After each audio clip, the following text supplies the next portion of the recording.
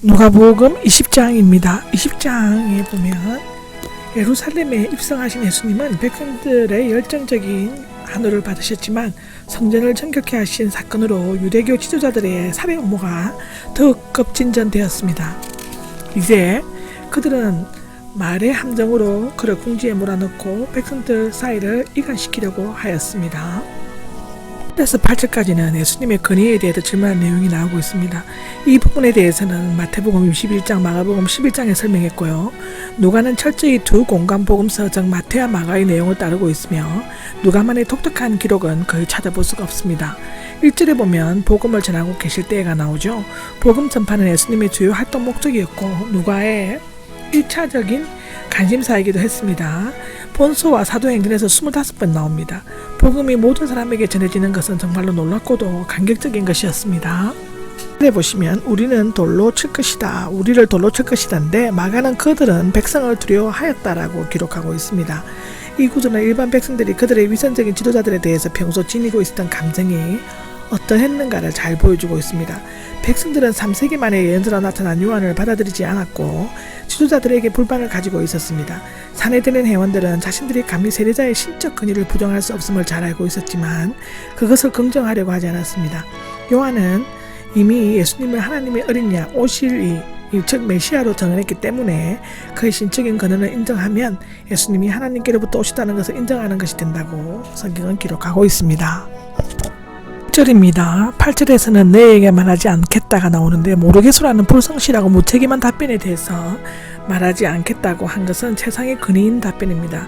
종교가 타락하면 진리에서 떠나게 되고 정치적이고 위선적이 됩니다. 하늘로부터 주어진 권위는 그 누구도 거부하거나 막을 수가 없다고 사도행전 5장 38절에서 39절은 얘기하고 있습니다.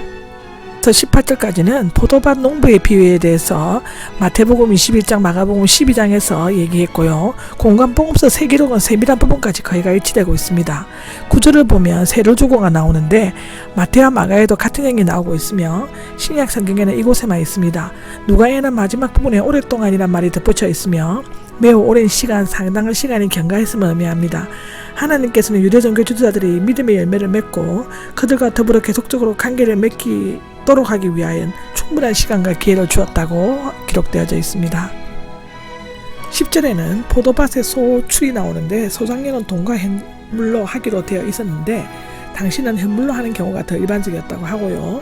11절에 보면은 또 다른 종을 보냈지만인데 문자적으로 또 보내기를 더하니 랍니다. 히브리어 어법이라고 하는데요. 즉 다른 종을 추가하여 보냈다는 뜻이라고 합니다.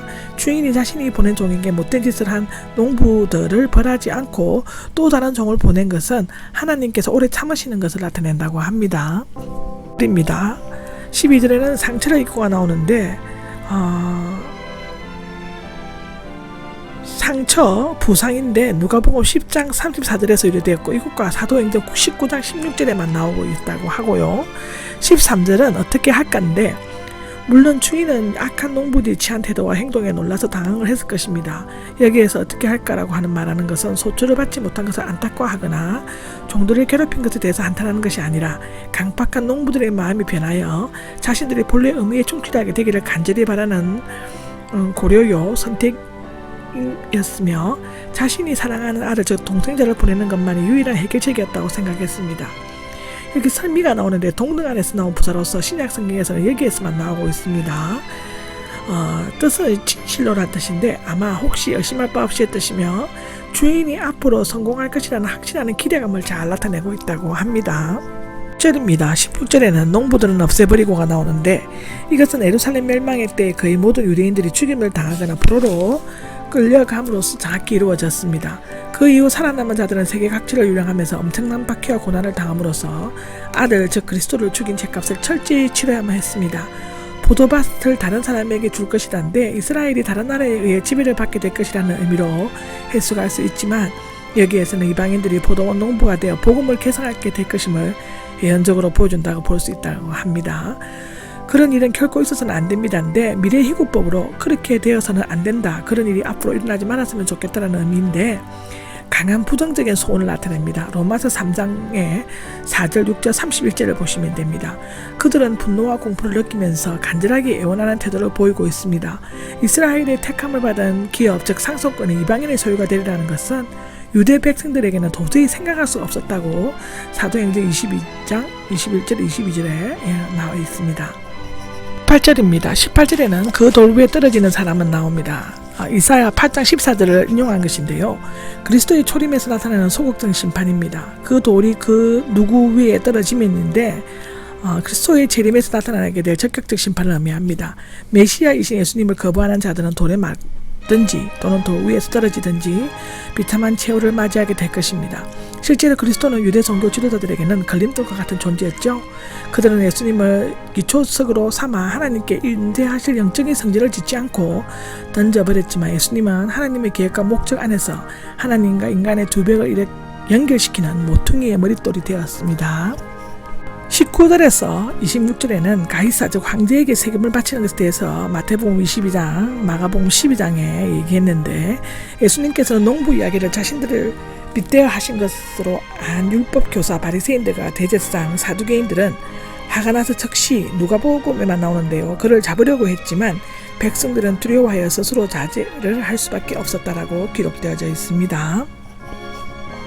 20절에 보면 자들이 나옵니다. 문자적으로 거짓말하도록 고용된 사람들인데 돈을 받고 탐지하기 위해 매복하는 자, 교활한 말로 함정에 빠뜨리도록 고용된 자라고 하는 뜻이며 신약 성경에서는 이곳에만 나옵니다. 마태에 의하면 그들은 교활한 말로 예수님을 함정에 빠뜨리려고 바리새인들과 헤롯 당원들이 협력하여 보낸 자들이었다고 합니다. 마태복음 22장, 마가복음 12장에 잘 기록되어 있습니다.